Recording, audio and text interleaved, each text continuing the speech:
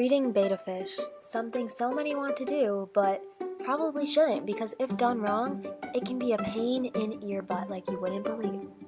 Now, breeding bettas is something you really should not be selfish about, and if you do not have the space or resources for it, you should really not do it because bettas can have up to anywhere from, I would say, 7 babies to about a couple hundred. And no, I did not make up those numbers. I happened to breed 2 pairs recently, and one of them gave me 7 babies, and the other gave me a couple hundred, but, breed at your own risk. So anyways, step 1 would be conditioning. Conditioning a pair can take anywhere from a few weeks to a few months. Your pair will tell you when they're ready. So what conditioning is basically feeding your fish lots of high-protein foods and fattening them up and preparing them to have babies. Along with feeding high-protein foods, you're going to want to let your betta flare for about 15 to 20 minutes a day with other fish. Step 2 of the breeding process is setting up the tank. This tank may look very odd to you because it's small and bare. And what you read online a lot and see is that you want a 10-gallon minimum with lots of plants so that the female can hide. Now, I did this and I did it for months and nothing happened. The female would hide, the male just wouldn't try, they just would ignore each other. So finally I ended up messaging the breeder that I got this male from who had successfully bred him before, and he told me his technique of breeding, which was a very bare 5-gallon with little water and just the 2 fish, so that they wouldn't get distracted and they could see each other and they would just be forced to get the job done. And it worked very well. But there was actually too much space in the 5-gallon, and as you see, I ended up dividing it even more. Step 3 is finally introducing the pair. You're going to want to put the male in the tank before the female so that he can get to know the area and be very confident and comfortable with the area. You may also see in other places that they say you shouldn't release your female until the male creates a bubble nest, which is not necessarily true because I find that the best nests come once the female is out, because he may not make a nest until he is confident that he's getting the female. So after either a few hours, 30 minutes, a day, however long you think that your pair needs, you can release the female and just be patient at this point and wait it out, wait for them to get to know each other, want to breed. Eventually they will both come around and they will both make babies. So now that your pair has gotten to know each other through the cup, it's time for them to get to know each other in person. At this point, you just kind of want to leave the pair alone, not disturb them. You can watch them a little bit, but try to keep distance because they do get annoyed when you're up in their face, sometimes I've learned. Something that may freak out new breeders is what's happening above, which is the female kind of bullying the male kind of bullying her, them nipping at each other, chasing each other, not really showing interest, kind of acting like they don't want to be with each other. Like you'll see him kind of nip at her here. And it does look scary. It looks like he's attacking her. It looks like he's trying to kill her, but he's not. He's just getting to know her and just wants her near or away the nest. He'll let her know. They'll figure it out. They are fine. Leave them be. Unless he is literally murdering her, they are okay. This will end soon and they will be just fine.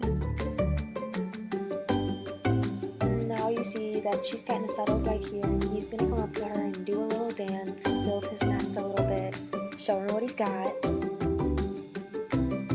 This fighting behavior may go on for a while and it might freak you out, but as you will see in this video, he hangs around his nest and he shows that he wants to breed. He is doing this because he wants to breed with her, which is okay, and she doesn't really go and hide or try to. She just kind of hangs out near him, watching him.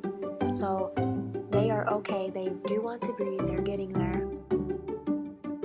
The next step and most important step is the embrace, which is where the male and the female wrap and they fertilize the eggs and the eggs come out.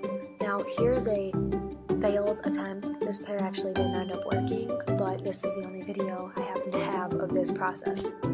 Ideally, after the female drops the eggs, the male goes down and gets them while she is in a dead-like state, pretty much, but she's not dead, don't worry. He picks them up and he puts them in the nest. The pair will do this quite a few times, and eventually once he starts chasing her away and she kind of hides towards his back, you'll know that they're done. But as you see here, they are still going.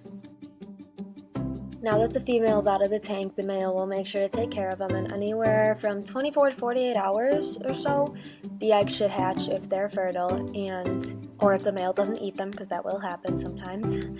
They should hatch and they'll look like this, which is basically just a little black dot with a clear tail. You're going to want to leave the male in the tank with the freshly hatched babies for possibly 2 to 3 days until they are out swimming horizontally from the nest, because as you see, he will go and find any who are out lost from the nest and bring them back.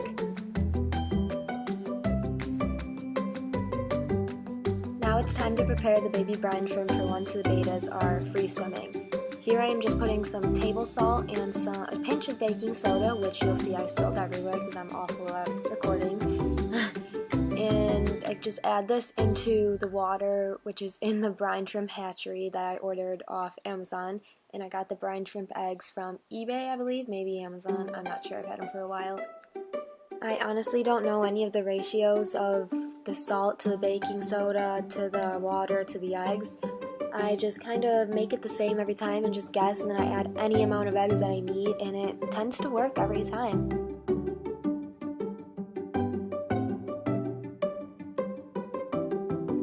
Once the babies are starting to swim around on their own, you'll notice the male taking a lot more breaks and just resting because they don't need him anymore, and this is him telling you that he's ready to come out of the tank.